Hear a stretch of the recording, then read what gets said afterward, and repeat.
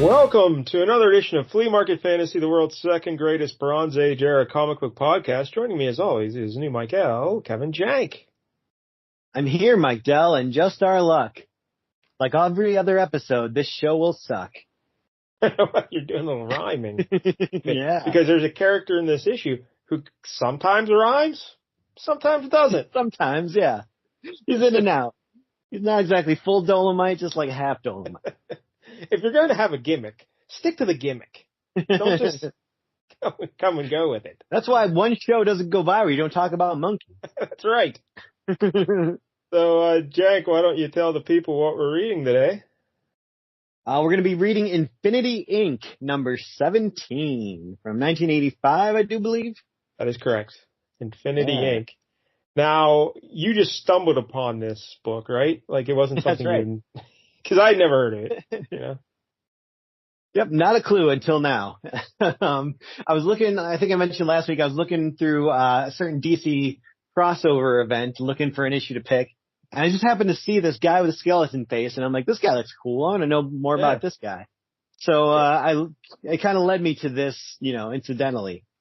It seemed like this is where he first appeared. Was in this comic, so I kind of looked at those issues around there, and, you know, this cover jumped out at me, so. Yeah, that guy's name is Mr. Bones, and he is pretty cool. He's like the only cool thing about this. And yeah, I'm a Marvel guy. I mean, Helix was interesting. It was stupid. But I'm a Marvel guy, so there are some blind spots with DC. There are just some things I've never heard of. And Infinity Inc. is certainly one of those. And I wish I had still never heard of it. It was terrible. But before we get into that, let's remind everybody, if you're watching on YouTube, please like and subscribe. We're up to 211 subscribers, Jank. I think we picked up 5 last week. Ooh, big week. Yeah, it was a big week. I don't know why, because no one's listening to Jonah Hex. So he somehow picked up 5. The back catalog must be luring them in. I don't know how that works. So, yeah, we appreciate the support. Again, the goal is to get to 500. And what are we doing if we get to 500, Jank? What did you say we're doing? Dark Knight Returns month. Yes, do all 4 books. Dark Knight Returns. I can promise that because I know we will never get to 500. So I don't have to worry about it. But one day you'll dodge that bullet. You never know. All right, so Infinity Inc. This series ran from 1984 to 1988, and it lasted 53 issues. It was created by Roy Thomas, Jerry Ordway, and Mickey Macklin. Does that sound right? I don't know. I'm not sure. Okay. I question my notes sometimes. You know, I seem to spell things wrong, and I'm typing quickly, but yeah, I guess that's his name. And Roy Thomas and his wife Dan wrote the entire series, and that's Dan, D-A-N-N. That was a lady. Oh, okay. Usually that's Danny with an I. Yeah, just 2 N's. Going by Dan. Huh. And the team mostly consisted of the children and heirs of the Justice Society of America. So kind of like the Teen Titans for the Justice League, I guess. So is this on a different Earth, like Earth 1 or something, or? It's all very confusing. I have no idea. Because this book started in 84 and what was Crisis? 85, 86, something like that? Yeah, so, yeah. Yeah, it's 85, so I think. Yeah, I'm not sure how this all worked out, but the best part is I just don't care. So that works out. That's right. The original group was formed by Sylvester Pemberton, who was the first Star-Spangled Kid. With a name like that, how I'm surprised there was ever a second Star-Spangled Kid. Sylvester Pemberton. And the reason this team started was because a lot of these kids, they wanted to join the Justice Society of America. And I love the Justice Society. That's the one thing in DC I actually like. Yeah. And their kids apparently not so much. You're not as big a fan. No. But the Justice Society kids, they said, hey, you kids, hit the bricks. We don't want any part of you. You know, you're a bunch of jabronis. You can't cut it. So they got mad and they formed their own team. So that's as you do. Yeah. Yep. Now the key probably the best. The key members of this team, there's a guy named Hector Hall, the Silver Scarab. And he is the kid of Hawkman and Hawk Lady. Or Hawk Girl or whatever. Yeah. So And then he lost the hawk apparently. Yeah, I don't know what. Yeah. Again, you got to stick to the gimmick. Your parents are flying birds. Why aren't you doing that? You inherited this. Take up the mantle. You can be Hawk Lad. Then we have a lady named Lyda Trevor, and her code name there is Fury, and she is the daughter of Golden Age Wonder Woman and Steve Trevor. Yeah, I figured as much. Which must mean this is a different Earth. Otherwise, like, Wonder Woman's a terrible mother, just neglecting her daughter out there. I have no idea how any of this happens. Then we have a guy named Norda Cantrell. I think he's related to Jerry Cantrell of Alice in Chains fame. And his code name is Northwind. And he's not like a descendant of anybody. He's like connected to Hawkman in a way, because Hawkman went to some. This is the guy that kind of looks like a bird. So you think he would be Hawkman. Okay. Yeah. So I thought, maybe Hawkman was, being a tomcat, sneaking around behind Hawk Lady's back. Yeah. But no, he took one of his buddies or something, went to some, I don't know, it was an alien planet or some foreign land or something where there were bird people. And his buddy had an affair with like someone there. So I don't know. It's something like that. And again, Hawkman's buddy? Yeah, Hawkman's buddy. Oh, okay. Huh. But again, who cares? All right. Yeah. So like the Jarvis basically of this universe went and had sex with a bird person. I think that's someone who wasn't really a part of the team, but So I don't know if like Hawkman's this guy's godfather or like, he just looks out for him. I don't know. Yeah. He's like us wing people got to stick together. Or again, the better story would be Hawkman's just lying. So, no, that's my buddy's kid. That's not mine. Yeah. I'm just his godfather. Yeah. That'd be great. Then we have a guy named Albert Rothstein. His code named Nuklon, and he's the godson of Al Pratt, the Golden Age Atom. I like the Golden Age Atom because remember he was just a guy like with a mat. He was just a wrestler, just a tough guy. Yeah. He's got a blue mask on, and sure looks like his kid got a lot more powers than that. It seems I like think his like atomic ability. But I think he can like change like his molecular structure, like grow real big and stuff too, and so. Oh, nice. Yeah, then we have. Cool. Wow, let's get on to ridiculous. Then we have a lady named Jenny Lynn Hayden. She plays Jade, and she's got green skin, and she has a brother named Todd Rice, and his code name's Obsidian. Twins, although they don't look anything alike. Yeah, and they're the children of Alan Scott, the original Green Lantern. So that's right. And so that means what we've learned in the past, Jank. Oh, because there's another character in this book who we've encountered recently, Jank. That's right. The Rose and the Thorn. Remember that lady? Yep. So if I remember correctly, the original Rose and Thorn, that lady was the mother of these kids, right? Oh yeah, you're right. Yeah, that's true. Remember she went loopy then? About that, yep. Yeah. She went nuts and tried to like kill him and she died. But then the new Rose and the Thorn is in this book. She's not related to them really, or is she? I don't know. So yeah, she's just their like wacky roommate or something. I have no idea. All right, so those are like the original members of the team, and then some other heavy hitters joined the group. Power Girl, we know her. Hey, there we go. Huntress, substance. Okay, Huntress, and Brainwave Jr., who canceled. They also joined the team. So. Like one of the many Brainiac spinoffs or something? You'd recognize him if you saw him. He had like a red outfit, and his mask didn't cover his hair, so he had like blonde hair, and he kind of had like goggles, and he could like just shoot brainwaves out of his brain. I don't know. You'd recognize him if you saw him. I guess. All right, so those people are the Infinity Inc. And now the stars of this year issue is a group of villains called Helix. And now we're getting to the good stuff. See, I wasn't paying attention when you picked. I just looked at the cover. Like on the cover it says Infinity Inc. and then written below it versus Helix. I never saw that versus Helix stuff.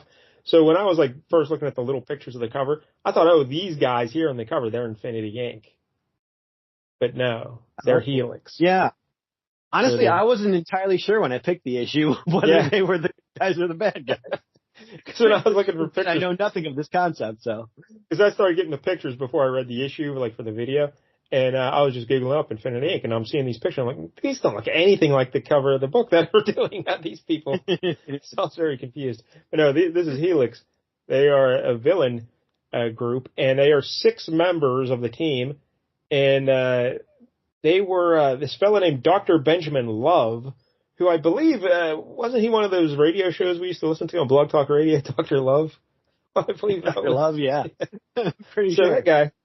So what this guy used to do is he was experimenting on ladies on their children while they were still in the womb. He was conducting some experiments. So then when these ladies had like that. Yeah, so when they had she had the kids there, all these ladies, these kids were like mutants and freaks and whatnot. And that's Helix. That's how we got the Helix. So, yep. Yeah, one of them's even a dog, so I don't know what he was doing there. So I feel bad for that lady. The main attraction here is the aforementioned Mr. Bones. He's pretty cool.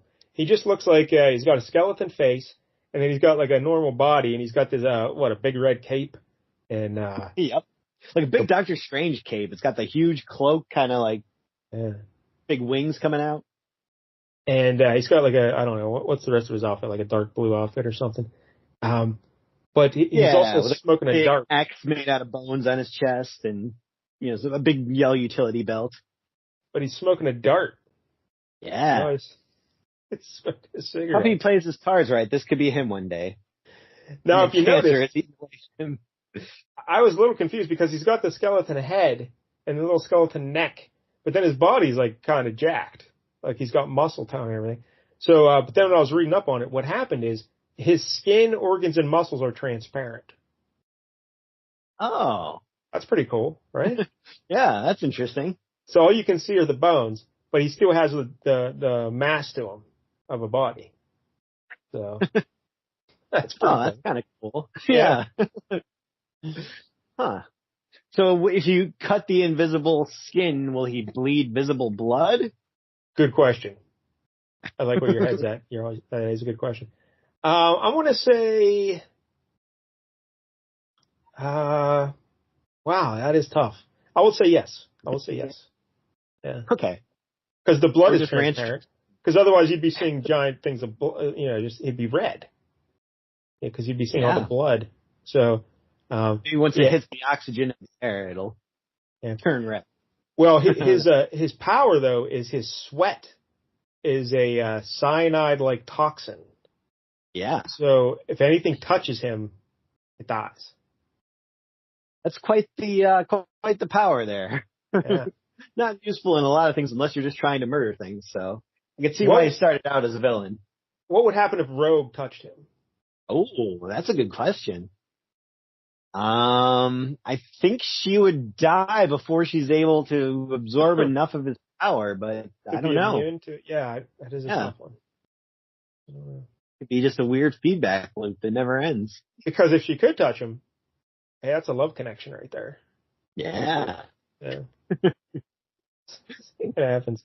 All right, so the other members of Helix, then we have a lady named Penny Dreadful. Mm-hmm. And I don't know. Oh, you seem very excited about Penny Dreadful. Do you know who she is? Or no, I like the name. That's cool, but I didn't understand what her powers were here. Yeah, it seems like in the big fight scene they have at the end, she has to touch a car battery, and then she can like shoot electricity or something. So I guess she can I don't know. Oh, okay. She absorbs electricity and then rechannels it. I guess.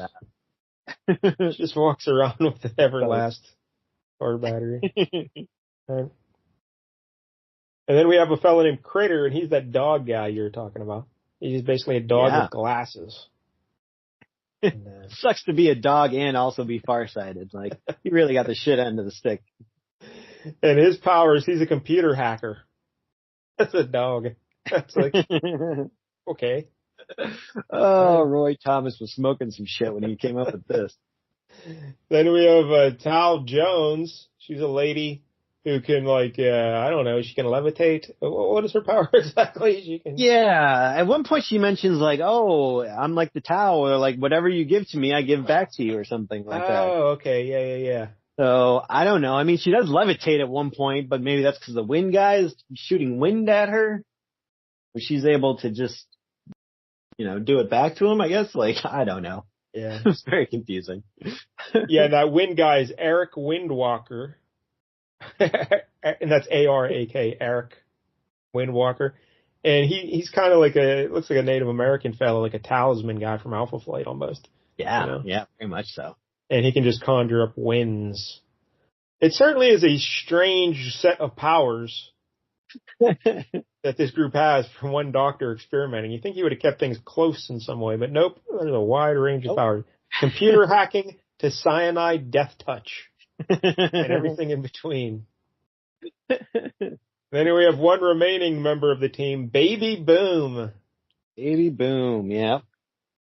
This is a little girl who someone in this issue calls her, she looks like a Cabbage Patch Kid doll.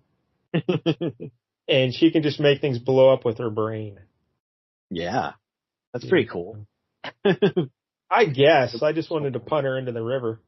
But, yeah. Because she also dresses like a little Shirley Temple kind of dress or something, like a little. Yeah, she very much reminded me. I don't think that was the character that was on the Batman the Animated Series, but there was some kind of, an actress like that who was actually much older, but she still looked like a little kid, so she became like a villain. She looked a lot like this, but I don't think that was her. Was she making things explode? I don't remember her doing that now. All right. So, I don't want to get into all those bums, but let's talk a little bit about Mr. Bones, because he's pretty cool. Yeah. Right? He's pretty great. His real name is Robert Todd, and his first appearance is Infinity Inc. issue 16, 1985, created by Roy and Dan Thomas and Todd McFarlane. Yeah, we should mention Roy Thomas and Dan Thomas are the writers here, and Todd McFarlane is the artist. Yeah. And the inks are by Tony DeZuniga again, I believe. Oh, look at that. I think so, if I'm remembering properly. And because I would say there's a lot in here this is young McFarlane, obviously. This is his first major role, job, consistent work was on Infinity Inc. And I would say his stuff looked a lot tighter and better than his other earlier stuff. Get out of here. So I would give it to Tony DeZuniga for the credit for that. But Infinity Inc. Issue 16 is when Mr. Bones popped in, so just one issue before this. We already talked about his transparent skin, muscles, and organs, and his cyanide touch. But get a load of this, Jank. He later became the director of the U.S. Department of Extranormal Operations. So he's a bureaucrat now, and he wears a suit to work every day. Now he's Director Bones, I believe, right? Something like that, yeah. He got promoted from Mr. And the original series of Infinity Inc. kind of ended when the Star Spangled Kid died. Do you know how he died? Oh, did somebody burn him like a flag? Well, they're having a wedding or something. I think it was this Fury lady. Maybe she was getting married to somebody. I don't know. So everyone's at this wedding, and there's some evil villain lady who she took control of Solomon Grundy. Uh-oh. And she made Solomon Grundy grab Mr. Bones. Because, he's like a dead fella anyway, so he can't really die from the cyanide touch. So he grabs Mr. Bones and smacked Mr. Bones into the Star Spangled Kid. So he used his cyanide touch to kill the Star Spangled Kid. That's pretty good.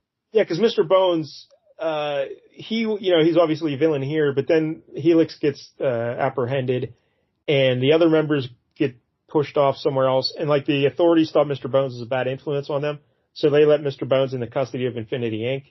And they tried to reform him, so he was being a good guy for a while. So that's why he was at the wedding. But then when he's used to kill the Star Spangled Kid, everyone kind of hated him again. They're like, hey, why didn't you just kill the Star Spangled Kid? He's like, well, I didn't do it. Solomon Grundy made me do it. Yeah, somebody swung me into him. What do you want me to do? So then he went back, tried to get back with Helix, but then that Dr. Love guy wanted them to kill Mr. Bones. So then Mr. Bones killed Dr. Love. And then the rest of Helix didn't want anything to do with him because he killed Dr. Love or whatever. So he came back. So Infinity Inc. welcomed him back. And but then this caused issues within the team. So the team dissolved. So, wow. Yeah. So technically he won. He defeated Infinity Inc. Yeah, and Helix, so he took out both groups. Yeah. So how about that, Mr. Bones? But I like this guy. He's pretty cool, Mr. Bones. Yeah. I think I did see him running like that, intelligence agency at one point. I think that did unlock some kind of memory in my brain where I must have seen that in a comic at some point and not put two and two together because he wasn't dressed like this. Not as flamboyantly with the whole supervillain costume. And as we mentioned, Roy and Dan Thomas wrote every issue of the run. Todd McFarlane drew issues 14 to 37 and annuals 1 and 2. That's pretty good. So, yeah, I think McFarlane's first notable work was that backup story in Coyote. Remember we talked about that? Right? Sure. That was his first work, and then he got this gig, and then he went over and did this for 23 issues, and then the rest he hit superstardom after that. Because when people saw him on Infinity Inc., they're like, "This book is so good, we gotta get him on Spider-Man immediately." Yep. The Hulk is a calling. Did you see how he drew Baby Boom? I will say this: the panel layouts in this I thought were quite good. It was chaotic, but I liked it. All right. Is there anything else about Infinity Inc. you'd like to tell the kids? I think you've run down everything I know about Infinity Inc. right there. So again, this was a brand new concept to me just a week ago. All right. So why don't you describe the cover for them? All right. Pretty cool cover. No, it's not. No, I like it. We got the DC logo up there in the corner. And then they list all the people: Roy Thomas, Todd McFarlane, and Tony Zuniga. Infinity Inc. versus Helix. That's the title here. And then we just basically get a group shot of Helix standing there like Penny Dreadful's just kind of doing some kind of electricity thing, I guess. Mr. Bones is just smoking away. The other two are there just kind of looking menacingly. The dog is then chewing on, what's that guy's name? The Silver Scarab, I believe. Yeah, the Silver Scarab. He's like chewing on his leg, and Baby Boom's just got her arms crossed. She's kind of scowling. And there was and she's Silver standing Scarab on her belly. Floor. She's standing on. Yeah. Yeah, he's just kind of wincing in pain, I guess. Even though the dog's clearly not biting his skin, just the costume. Yeah, I think he's wincing in pain because he saw how McFarlane drew his legs. Good Lord. Those legs are fine. What are you talking about? That left leg is an atrocity. I don't know what is happening. Yeah, the art here is not the best, but what are you going to do? Yeah, it's early Todd McFarlane. Yeah, I thought it was solid. He's a youngster. He's a youngster. Yeah. You could do worse. Yeah, like later Todd McFarlane. All right, so here we go. We open it up, and the big splash page. It's we see this Obsidian guy. Now this guy's costume. Yeah. What is he doing? What would you like to explain what Obsidian's costume is? Oh boy, he's kind of like Moondragon, except where Moondragon is a lady. Yeah, foxy lady. Yeah. Yeah. So it doesn't quite work as well, but he's got like the side cutouts so you can like see the side boob. Yeah, he's like top of his ribs and the sides of his pecs are exposed. Yeah. Kind of like it's kind of like the Vision a little bit, but less colorful, just mostly blue and. But then, yeah, his full legs are exposed as well. Yeah. Seems like an odd choice. Like Robin. Got to show that leg off. Yeah, I don't know what he was thinking there. But I guess we didn't really mention his power, but I guess he can turn into like a shadowy, kind of like Sunspot looking guy, just like a silhouette. Yeah. And his sister kind of does similar things with light, I guess. So, they're kind of opposite there. She can and there's a scene in this where she makes like a giant green hand, like kind of like Green Lantern. She just makes this giant green hand pop up. So, I don't know. All right. But anyway, yeah, this Obsidian guy's the worst. He's got this gray cape. It's not good. All right. But we see, in this panel, we see a hand in the foreground holding a picture of Mr. Bones, and he's holding Fury, the daughter of Wonder Woman, by the hair, and she looks like she's unconscious. and she's basically been kidnapped. Mm-hmm. And yeah, they're in like the room where their headquarters or whatever, and everything's trashed. So yeah, this Mr. Bones came in, beat her up, kidnapped her, and this is a good shot, like the tilting of the frame and everything. This is good here. So yeah, Obsidian's talking to Silver Scarab. He's the guy holding the picture. And then we see them out. Yeah, his armor got trashed in the last issue. His Silver Scarab armor, all torn to shit. Yeah. And this is, let's just give a sampling of Roy Thomas's writing here. Because, alright, so Silver Scarab says, but how, man? Light is the daughter of a Wonder Woman, for crying out loud. No John Q. Public in a Halloween outfit stand a chance against her Amazon strength. Then Obsidian says, maybe he sneaked up on her. How should I know? Anyway, since I brought my... It's just, what are we doing? What are we doing? You know what? I'll give it this, though. I mean, I'm not the hugest fan of Roy Thomas, as we've read many terrible books he's written. But I thought that this book did a decent job of setting up what was happening, considering I had no idea who these characters were or what the hell was going on. Like, I thought they did a good job of summarizing and, letting you know what was happening. In case this was your first issue, like it was mine. But here's more Roy Thomas that I just cannot stand. So Silver Scarab says, I don't even want the other Infinitors.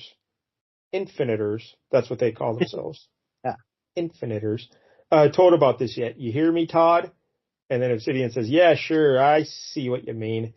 If it was my sister, Jenny Lynn, who'd been kidnapped, even though we've only known each other for a few months, I don't know what I'd do. What the hell? Yep. I mean, it's not the most natural, but I needed it in this case. I don't know who these characters are. Terrible, terrible writing. I don't know. All right, yeah. So they're trying to figure out what to do about this kidnapping, and they see Silver Scarab's trashed armor, and he says, I don't know, more stupid. Oh, there's these stupid little white, like puppy dog alien things. Yeah, they're called Kangas, I guess. And Lita had 2 of them, but apparently she's got one. Bones, yeah. Now, Mr. Bones. As we've learned over and over again, like through the movie The Beastmaster or the Fallen Angels comic book, where if you have 2 of the same animal, one of them's gotta die. one of them's getting stepped on by Devil Dinosaur. But yeah, the other Kanga tried to protect Fury or whatever her name is, and he bit into Mr. Bones, and that's a bad move because he just died right away as soon as he bit him. Yep. So. Don't touch him at weddings or bite into his arm. And Silver Scarab's like, poor little fella, look, Todd, would you mind putting him in a box or something? He's like, sure. So he shoves him he just has a box handy. He shoves him in a box. He probably tried flushing him down the toilet, clogged it all up. So they're all sad. And then Silver Scarab's like, well, I'm going to go try and make some new set of armor. I got to get ready. Yeah. Although he actually really pretty much has it done already. Yeah. It's like his backup set. He's just got to like polish it. In the closet. And this Obsidian is just shocked that there's a hidden closet. Yeah. So I guess that Obsidian guy, his name is Todd. Yeah. And I guess you said Mr. Bones' last name is also Todd? That's confusing. Yeah. Yeah, that's right. This is all drawn by Todd McFarlane. A lot of Todds in this book. Yeah, Todd Teacher. Yeah, Robert Todd is Mr. Bones. Bob Todd. So, all right. So now we cut over and we see, we hear Lassie, oh Lassie, and then she's that Fury. What's her name? Lita? Is that her name? Lita? Yeah. Yeah. She's waking up. So we see her gradually waking up, coming to conscious, and she's hearing Lassie on the TV, and she wakes up and she's in some like terrible apartment, and she's chained on a couch, and there's that critter guy, that dog guy. He also wears a necktie as well. Yeah, he sure does. He's a classy guy. His glasses, and he's watching Lassie on TV. I should also point out that Helix, when they were being raised, they grew up just watching television, a lot like me. Yep. So that's how they learned everything, just through television. They learned everything they needed from the Love Boat taxi. Just like It's like to be an honorary member of Helix. I mean, if all they do is want someone to stay at home and, watch TV, I'm their guy. So. But yeah, she's like, where am I? And then we get a big shot of the Helix headquarters. Mm-hmm. Mr. Bones, Penny Dreadful, Baby Boom. And, Baby Boom's sitting on a bunch of phone directories because she's little. And, like Kevin Hart. Yeah. Tom Brady. And they're playing, what is that? What is that game? Monopoly. Monopoly. Yeah. Game. Monopoly. That's a very important part of this issue because they played that a lot. And then they keep saying, hey, let's get back to the game. Remember that Godzilla issue we did? The Avengers were playing Monopoly. That's right. Ooh, I wonder who would win in a game of Monopoly, the Avengers or Helix. Well, I'm sure Helix. They would cheat. The Avengers Mr. Bones would just touch all their pieces and leave cyanide on them. And pieces wasn't a euphemism. You meant the pieces of the game. Yeah. And so now, but yeah, they're playing the Monopoly, and Lyda wakes up and she's like, "Oh, where am I?" And they're like, "You're with Helix." And Mr. Bones says, "Let me introduce everybody." And he gives the roll call, and he talks to everybody there. And we meet all the team members. And basically, they're like, "Hey, we wanted to kidnap you because we need some money, right?" It's basically like, yeah. So this TV won't pay for itself. And I think they may have saw a TV show or something where someone got kidnapped for money, and they're like, "Yeah, let's do that." Just probably Quincy.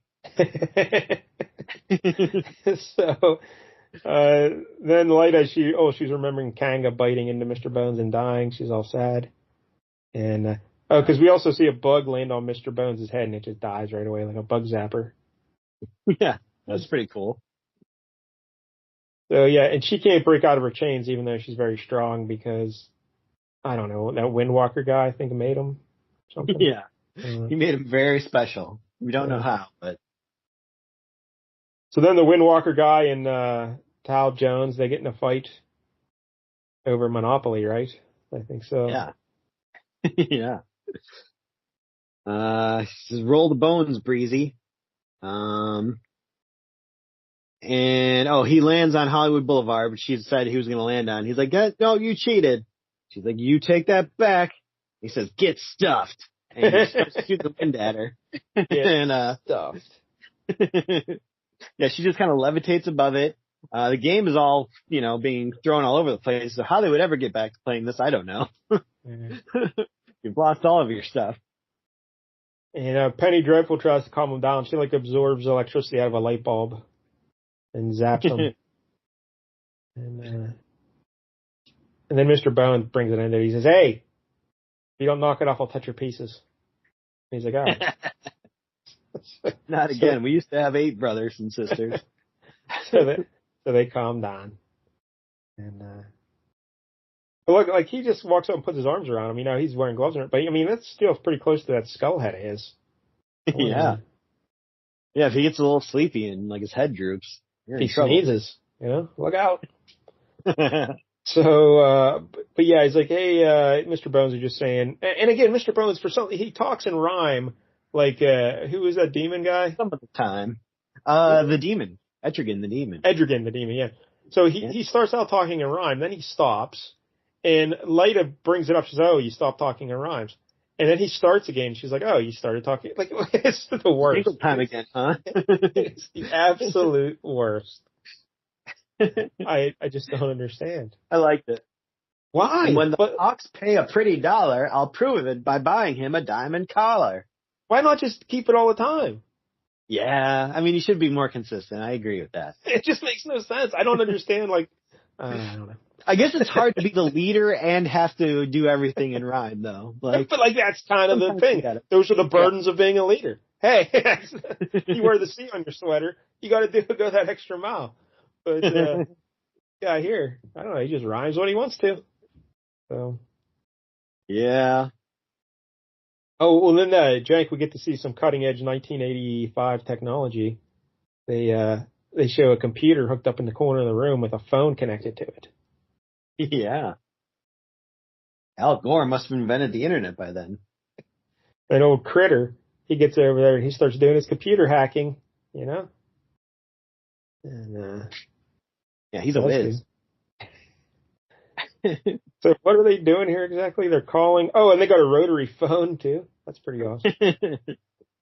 Yeah, I think they're trying to send a fax basically over to Hector Hall to let him know that, we have your girlfriend, come here, meet us alone. Don't bring anybody else, but bring a bunch of money or something like that. Oh yeah, if that's his girlfriend, that's probably who's getting married then at that final, maybe Silver Scarab and light in it. I would assume, yeah. So, and then Big watching the Mr. Bill show, which is pretty great. I love Mr. Bill. Mr. Bill had a show? Wasn't he just a... I think so. I thought he was just a thing on Saturday Night Live back in the day. He had an actual show? You know what? Maybe it wasn't a show. I know I used to get VHS tapes of it from the video store. Those collections of the SNL ones. All right, so yeah, they call him up and he picks up the phone there and he's like, "Ouch, computer tone." Yeah, it's kind of like when you pick up a fax, you get that. Yeah. So he reads it and "Good morning, Hector Hall, aka Silver Scarab. If you wish to behold Leda Trevor alive, don't play any games. Don't hand us no jive. Grab 100 grand. That's cheap for that gal. And haul ass alone to the following locale." See, that's a good gimmick. That's quality stuff right there. Yep, stick with it. Yes. Got the skills. You're a quality MC, Mr. Bones. You're going to take on Eminem any day. So Silver Scarab says, "Hey, what's going on over there?" And, or no, Obsidian says that. And Silver Scarab says, "Oh, they just sent me a letter telling me where they got Fury there." And Obsidian's like, "All right, let's go get her." And he turns all black like Sunspot. And, but then Silver Scarab's like, "Nope, can't let you do that. They said to come alone. And if it's one thing, we got to make sure we're honest with the kidnappers."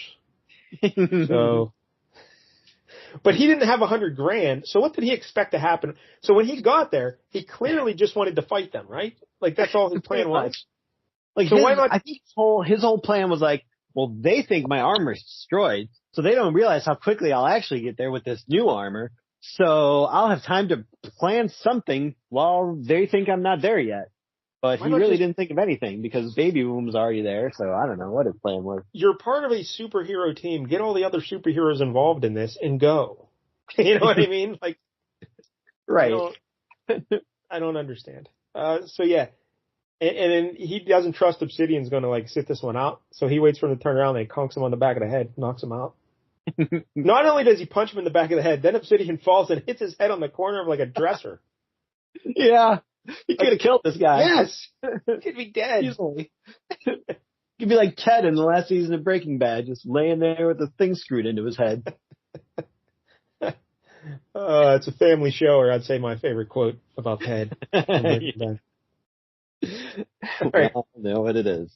So now Obsidian's not going to leave him the car keys. Yes. Once you get back to life from, the massive head wound Harry thing you got going on over there. Saturday Night Live reference. And he says, here are my car keys. So you'll at least be able to drive yourself home, even though you have a head injury. And you probably shouldn't be operating a motor vehicle. Yeah. But my favorite part of this is then he wakes up and he's like, "Oh man, I'm so dizzy. I can't fly home. Let me drive home." Yes. That seems like a terrible plan. You do a lot less damage. Dude, this has to be one of the dumbest books we've ever read. Just, I don't know. Yeah, I mean, as a comedy, it kind of worked. It was so stupid. So yes, he's too dizzy to fly, but he drives home. And then as soon as he puts the key in the door at home, he's all woozy. He's about to pass out again. And now he sees the rose and the thorn. He sees the thorn, the sexy redhead lady who's a dangerous lady. And then he also sees Rose, the demure, innocent little blonde-haired girl. And they're the same person, of course. But because he's got this head injury, he can kind of see that Rose is thorn. Now, does he know this? Well, we probably don't. Like, maybe he's not aware that the head I'm injury. guessing he doesn't, because it seemed like news to him. Yeah. He's like, I mean, for a second there, I thought I saw. So yeah, he clearly, I would think, does not know. But I like the. I don't know if the roommate does, Jenny Lynn. I don't know if she knows.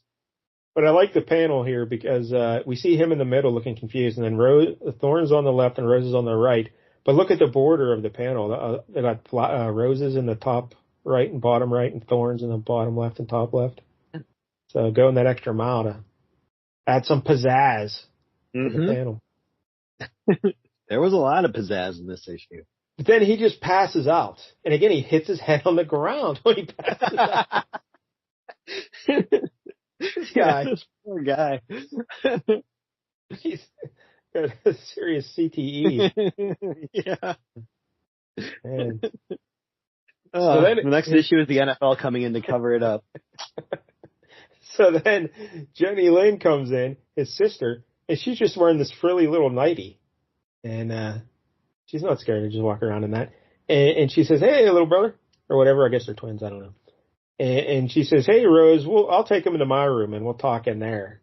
And so she goes in their room. What is she? She has a picture of like Opus the Penguin from Bloom County on her wall, but he has a cat face instead of, but it's like Opus's body, red tie and everything.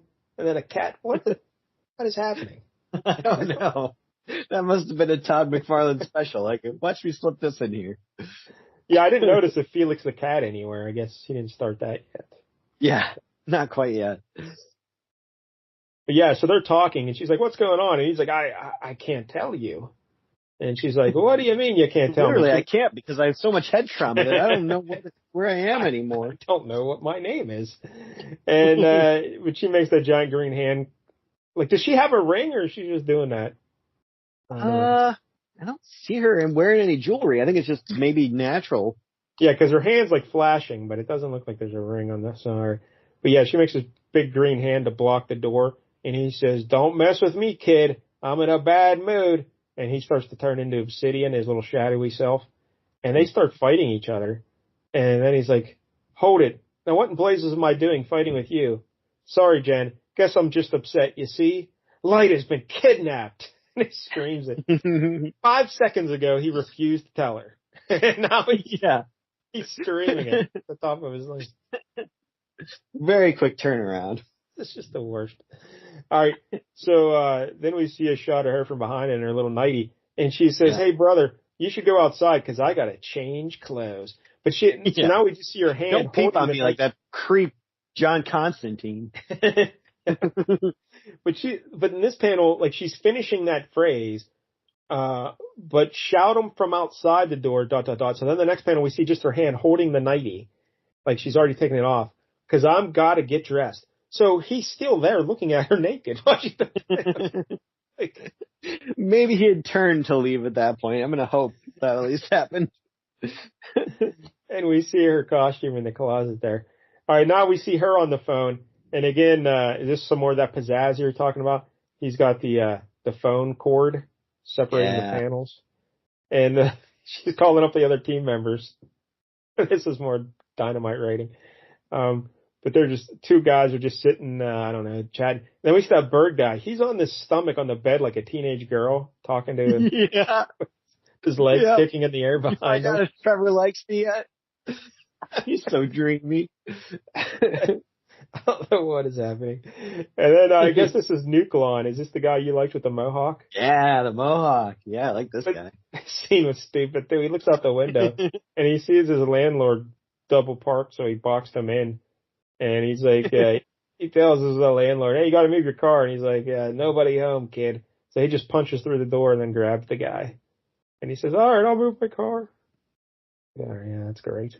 I like that his mask, though, comes with like a hood part for the mohawk. That's a cool look. Do you think he had the mohawk, or he just said, well, the helmet's like that. I might as well grow one. Yeah. Take advantage of that extra space. All right, so now we see the team leaving on their mission there, and they tell Rose, hey, don't wait up for us, Rose. And she's like, oh, I won't. And she's waving goodbye. But then her darker self, the Thorn, says, "But the Thorn will." Uh-oh. Oh, mean. Yeah. Yep. And what is the Stellar Studios? More stars than there are on television. What is that? Oh, so that's the movie set that they're at, right? Yeah. It's like an It's old West type looking set. kind of like that stupid Ranch. Tarantino movie. Yeah. Yep. It's Upon a Time in Hollywood. That's right. It's a good movie. I don't know what you're talking about. It's awful. All right, so then so Silver Scarab lands there in the middle of this like Western ghost town situation there, and then Baby Boom comes walking up, and she's like, "Hey, who are you, Mister?" Says, "Oh, I'm Hector Hall, aka the Silver Scarab." And, oh, do you have a Baby Boom voice? Let's see. No, you ain't. You don't look like you did on the television. Telebism? What's that word? Yeah, telebism. Telebism. Like little Bill Cosby sneaking in there. The Baby Boom. Yeah. All right, so Silver Scarab he just picks her up. Why are you touching her? And he's like, "Hey, little girl, why don't you tell me where the blonde lady is? You know?" And she's like, "Oh, she's over there." She's over there in that little house over there. So he goes flying over. He's like, "Thanks, kid. I'll be right back." And boom, it just blows up. And he's like, "Oh my God, you just killed her." And she's like, "No, I'm sorry. She's over there in that building." And then that building blows up. And she's like, "No, she's over there. I'm sorry." And then that building blows up. And he's like, "Oh, what is this little kid doing? She's a menace." And he's like, "Somebody must have rigged all these buildings to explode when she points to them." And she's like, "No, I'm Baby Boom. See, boom, I can blow up things." Not because I make boom booms in my pants. People need to change me. Not because Roy Thomas makes boom booms all over the pages. And so Silver Scarab picks her up, and then she yells for Critter. And this Critter guy, he looks like a badass here. He's got fangs and claws, and he comes like jumping a miniature in. Wendigo right now. Yeah, and he grabs him, and then Mr. Bones and all the other Helix team members are there, and that light is knocked unconscious too. Man, who suffered more head trauma, her or that Obsidian guy? Well, as we come to find out, that is not actually Lyta. Oh, that's right. Yeah. I forgot. So Baby Boom is still yapping, and then Silver Scarab grabs Tal Jones because he's going to fight them all, you know. And she just this is where she says that thing you mentioned earlier. You haven't heard much about Tal, have you? In my version, you get back what you give, only more so. So she gets as strong as him and just flips him down. And then Penny Dreadful uses that car battery to zap him. I don't know. And yeah. I mean, I often have a car battery hooked up to my nipples, but that's for different reasons. And then that wind guy makes a big hurricane windstorm, and Silver Scarab's like, "All right, this is all getting a little too crazy. I need to just grab Lyta and get out of here. Hey, Mr. Bones has got her, so I'm just going to go over there and snatch her real quick and then fly away." And he's flying away, and he just, this is his beloved. So it takes him a few minutes, really, to realize that he's not carrying his beloved lady. He's carrying just a doll. Just a dummy. Yep. And then that dummy blows up, and he drops to the ground with a thud. And then Helix and Tal Jones just wants to get back to their Monopoly game. And and Mr. Bones says, "No more games. We're going into L.A. and take what we want right now." Yeah, next issue. Would have been better if that rhymed. Yeah, I know.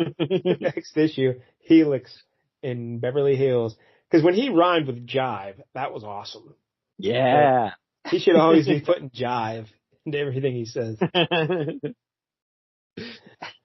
But that's the end of Infinity Inc.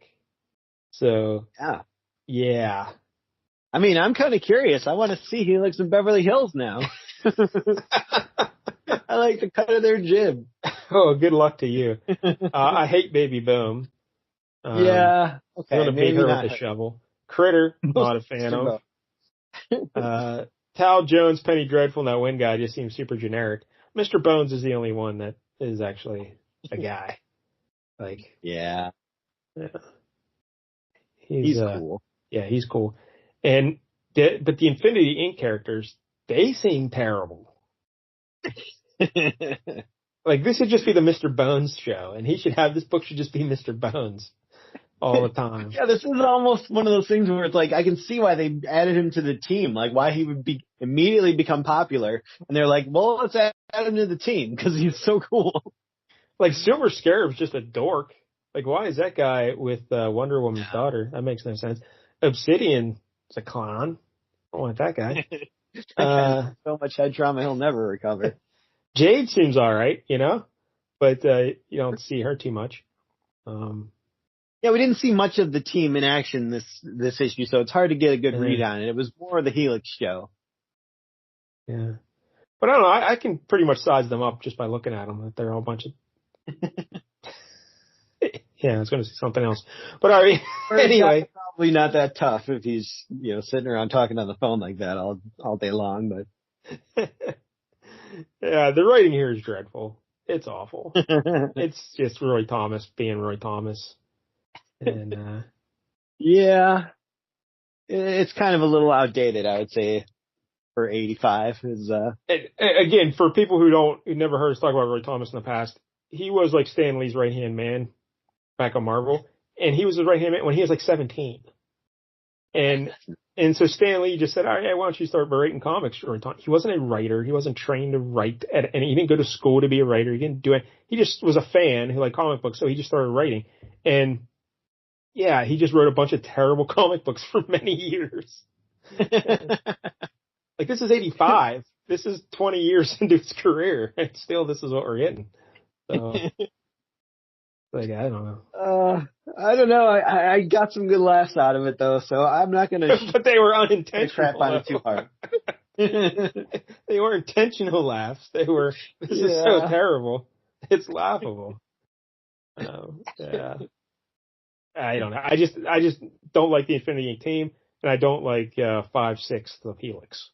So there's not much here to get excited. Yeah, that's maybe. I actually didn't mind Todd McFarlane's art here because, again, I think DeZuniga was doing some heavy lifting. But you did mention the panel layouts. He was doing some good stuff there. And so, yeah, I appreciate just random times they would show like the board, like the Monopoly board, and like just dice and stuff like that. Like when Lita kind of wakes up and it kind of has the little panels of her. Yeah, it starts at the really top of her head, like and it kind of gets bigger on her face, and it's really cool panel.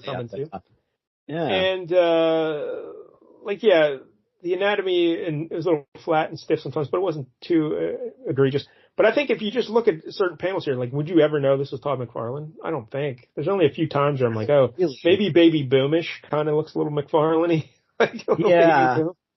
There was a shot of like, I think Lita's face where I kind of could see maybe a little bit of MJ. Yeah, like every once in a while there'd be a little bit of it sneaking in, but overall it'd be tough to look at this and say, oh, this is Todd McFarlane.